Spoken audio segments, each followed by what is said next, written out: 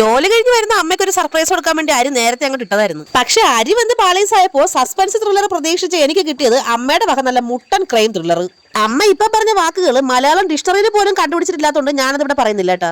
എന്നാ പിന്നെ അങ്ങനെ വിട്ടാ പറ്റൂലല്ലോ. ദോശ വിട്ട് സഹായിക്കാന്ന് പറഞ്ഞ് ദോശ വിട്ടപ്പോ ദാണ്ട് ആ പുല്ല് ഇളകുന്നില്ല. ഇതിപ്പോ ഈ വീട്ടിലെ മൊത്തം സാധനം എനിക്കിട്ട് പണി തന്നോണ്ടിരിക്കുകയാണല്ലോ. മിക്കവാറും പറമ്പിരിക്കണ വല്ല തൂമ്പ എടുക്കേണ്ടത് ഈ ദോശ ഒന്ന് ഇളക്കി എടുക്കണമെങ്കിൽ. എന്താണെന്നറിയില്ല, ഒരു നാളും ഇല്ലാത്ത എനിക്ക് വല്ലാത്തൊരു മുട്ടല്. അയ്യേ, അതൊന്നും അല്ലാട്ടാ, അമ്മയ്ക്ക് സസ്പെൻസ് കൊടുക്കാൻ. അതാണ് അതിന് ഞാൻ കണ്ടുപിടിച്ച സാധനമാണ് ദേണ്ട ഈ ഇരിക്കുന്ന സാധനം. കത്രിക കൊണ്ട് കവർ മുറിക്കാന്ന് വിചാരിച്ചപ്പോ ദേണ്ടത് കാന്തം പോലെ ഒട്ടിയിരിക്കുന്നു. വായിൽ പല്ലും കൂടെ ഒരു നാക്കം ഉള്ളിടത്തോളം കാലം നമ്മൾ ഓരോടത്തും തളരൂല. സാധനം ഒരുവിധം പൊട്ടിച്ചിറക്കി എടുത്തപ്പം ദേണ്ട ആറ്റിന്ന് കിട്ടുന്ന കല്ല് പോലെ ഇരിക്കുന്നു. പിന്നെ ഒന്നും നോക്കില്ല, കുറച്ച് വെള്ളം അങ്ങോട്ട് തിളപ്പിച്ചിട്ട് സോയക്കുട്ട മരം മുക്കി അങ്ങോട്ട് കൊല്ലാന്ന് വിചാരിച്ചു. ഇടയ്ക്ക് ചൂടുള്ളതിൽ മുങ്ങി കുളിക്കാൻ മടിയുള്ളവരെല്ലാം സ്പൂൺ കൊണ്ട് അങ്ങോട്ട് മുക്കിക്കൊന്നു.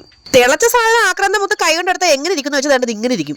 ഇന്ന് മൊത്തത്തിൽ എനിക്ക് പണികളുടെ ഘോഷയാത്രയാണല്ലോ. പിന്നെ മഞ്ഞൾപ്പൊടി, കാശ്മീരി ചില്ലി പൗഡർ, ഗരം മസാല, കുരുമുളക് പൊടി. എന്റെ വെളുത്തുള്ളി പൊളിക്കുന്ന അസിസ്റ്റന്റ് ഇന്ന് ലീവ് ആയതുകൊണ്ട് കവറിലിരിക്കുന്ന ജിഞ്ചർ ഗാർലിക് പേസ്റ്റും കൂടെ ഒഴിക്കാമേ. ഇനി ഒന്നും നോക്കണ്ട, ആവശ്യത്തിന് മാത്രം ഉപ്പിട്ടോ. ഇനി വലിയ ആഡംബരം കാണിച്ച സ്പൂൺ കൊണ്ട് ഇളക്കാൻ നിൽക്കാതെ നന്നായിട്ട് കൈ കൊണ്ട് മിക്സ് വെൽ.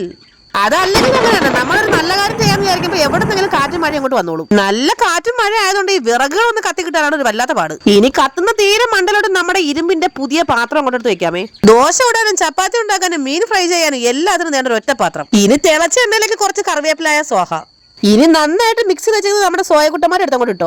ഈ സാധനം വെള്ളം മാത്രമല്ലാട്ടോ കുടിക്കുന്നത്, നന്നായിട്ട് എണ്ണയും കുടിക്കുന്നുണ്ട് മക്കളെ. ഫ്രൈ ചെയ്യാൻ വേണ്ടിട്ട് ഞാൻ ഓയിൽ ഒഴിക്കും, അത് കുടിച്ചു തീർക്കും. ഞാൻ പിന്നെയും ഓയിൽ ഒഴിക്കും, അത് പിന്നെയും കുടിച്ചു തീർക്കും. ഇതെന്തോന്ന് പെരുവേറും സോയ. ഇന്ന് എന്നെ അമ്മ മിക്കവാറും തല്ലിക്കൊല്ലും. അമ്മയുടെ 4 ദിവസത്തെ കറിക്കുള്ള എണ്ണ മൊത്തം ഒറ്റ കറിക്ക് സോഹ.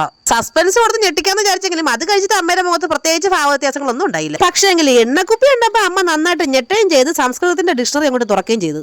ഞാനല്ലെങ്കിലും ഞെട്ടിക്കാന്നേ പറഞ്ഞോളൂ, അതെങ്ങനെയായാലും പോരെ. ഇതിനിടയ്ക്ക് ചിക്കൻ ഫ്രൈ ആണെന്നും പറഞ്ഞ് കഴിക്കാൻ വന്ന ആളുടെ സകല പ്രതീക്ഷ 8 നിലയെ പൊട്ടിയിട്ടുണ്ട്. ഇനിയിപ്പോ ഇതും കൈ പിടിച്ചോണ്ട് ശകതം വയ്ക്കുമ്പോൾ ഇവിടെ എങ്ങാനും നിൽക്കുക, ഇല്ലെങ്കിൽ അമ്മ എണ്ണക്കുപ്പിക്ക് എറിഞ്ഞു കൊല്ലും.